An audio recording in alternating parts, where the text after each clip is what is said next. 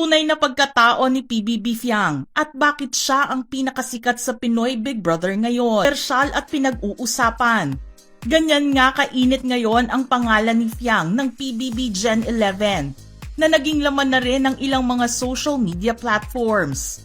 Maraming nakatutok sa reality show ng ABS-CBN. Pero ang season na ito na yata ang isa sa pinagkakaguluhan ng mga viewers ngayon. Iba't ibang mga klase ng tao ang pinagsama sa iisang bahay upang makita kung paano sila makisalamuha sa iba. Subalit sa pagpapakatotoo ni Fiang, marami ang pumupuna sa kanya na grabe ang pag-uugali niya. Nagsimulang umingay ang pangalan ni Fiang matapos siyang sumali at pumasok sa loob ng bahay ni Kuya. Marami ang nagulat sa inasal ni Fiang sa harapan ng hapagkainan, kaya naman hindi na itago ng mga housemates ang kanilang pagkainis sa kanya. Ang rap challenge naman sa pagitan ni Jazz at Fiang ang mas nagpainit sa matinding issue na kinakaharap nila ngayon.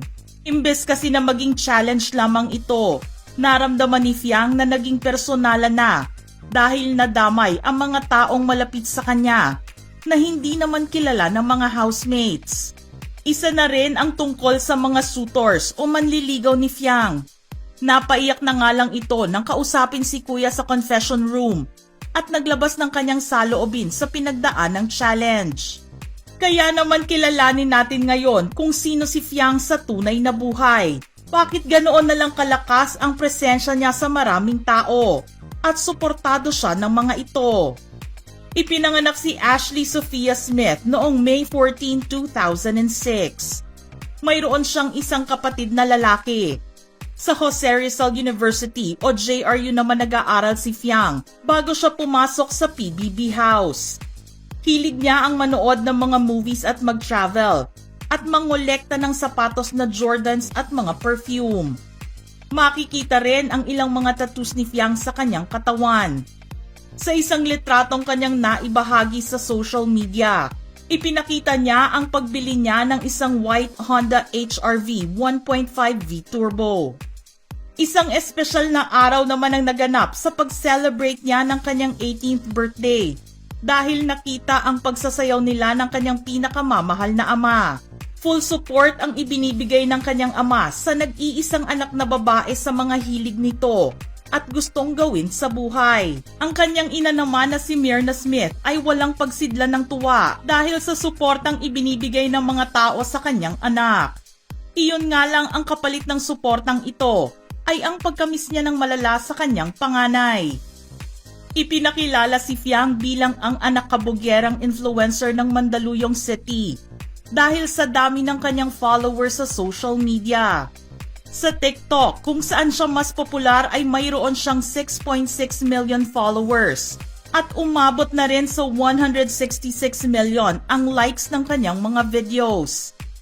Sinimulan naman niya ang kanyang YouTube channel noong panahon ng pandemic taong 2020 at ngayon ay mayroon na siyang mahigit 100,000 subscribers. Ang pinakahuling upload na nakita sa kanyang channel ay noon pang April 21, 2024, kung saan gumawa ito ng Jowa Challenge in Baguio, kasama ang isa pang content creator na si Sean Kelly Panganiban. Bukod sa YouTube, nariyan din ang ilan pa niyang mga social media accounts, tulad ng Instagram, kung saan nakakuha na siya ng 360,000 plus followers, at 500,000 plus na rin sa Facebook, kung saan isang gamer ang nakalagay sa description ng kanyang page.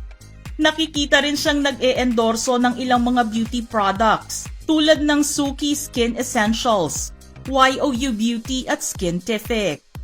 At dahil influencer si Fiang, hindi maaaring wala siyang makatulong na mag-handle sa kanyang career. Kaya naman pumirma siya ng kontrata sa Manix Management. Ito ay pinamamahalaan ng sikat na young entrepreneur na si Manix Carancho na gumawa ng pangalan noong panahon ng pandemic.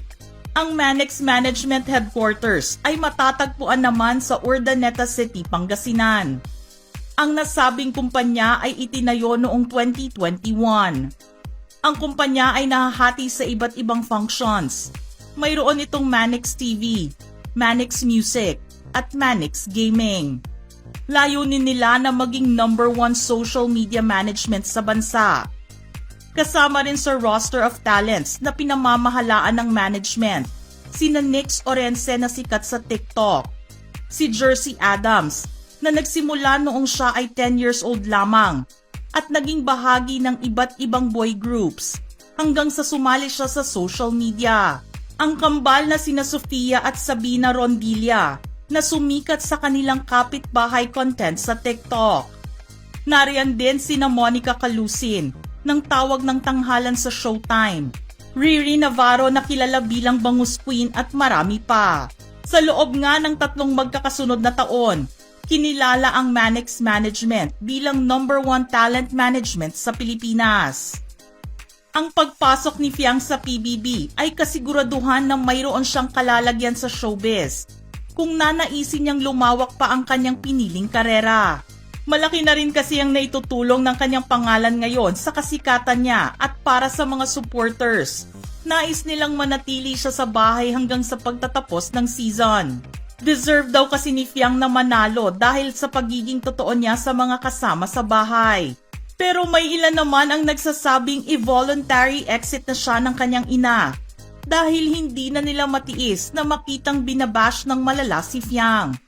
Lalo na noong nagka-issue sa pagitan nila ni Jazz. Dating magkasundo pero nagkaroon ng lamat ang kanilang samahan sa loob ng bahay ni Kuya. Iyan ang maaaring maging paglalarawan sa samahan ngayon ng dalawa sa pinag-uusapang housemates sa Pinoy Big Brother Gen 11, sina Jazz at Fiang. Naging matindi kasi ang mga parinigan at issue na bumabalot sa kanilang dalawa na napapanood sa bawat episode na ipinapalabas ng PBB maging sa kanilang live stream. Nagkaroon pa nga ng love triangle sa kanila ni Jazz at JM. Pero hindi naman nagtagal ay nakita ng marami ang unti-unting pag-aayos ni Fiang at Jazz. Matagal din kasing inasahan na mangyari ito. Sa tulong ni Kuya ay muling manunumbalik ang magandang samahan ng dalawa. Dahil din sa koneksyon nila at pagkahilig sa outer space. Hindi nila napigilan na buksan ang kanilang bibig at magkaroon ng small talk habang magkasama sa iisang silid.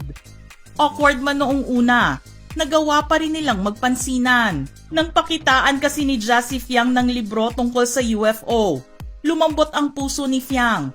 Naramdaman din ni Jazz na sobra ang pagkamis niya sa taong itinuring niyang mabuting kaibigan sa loob ng bahay. Marami pa nga ang aabangan ng mga viewers na mga kaganapan sa loob ng bahay ni Kuya. Sobrang invested na kasi ng mga ito sa pananood ng programa. Pero isa lang ang alam ng mga supporters ni Fiang. Ilang beses man siyang maging nominado na mapalabas ng bahay ni Kuya, patuloy pa rin siyang ililigtas ng mga tunay na nagmamahal sa kanya. Hindi man siya kasama sa mga nominado ngayon. Inaabangan ng mga manonood kung sino kina JM at Jazz ang mapapalabas ng bahay. Si JM ba na super close kay Fiang? O si Jazz na nakaalitan ni Fiang? Mga ka-showbiz peeps, ano ang inyong reaksyon sa ating istorya ngayon? Send your thoughts in the comment section below.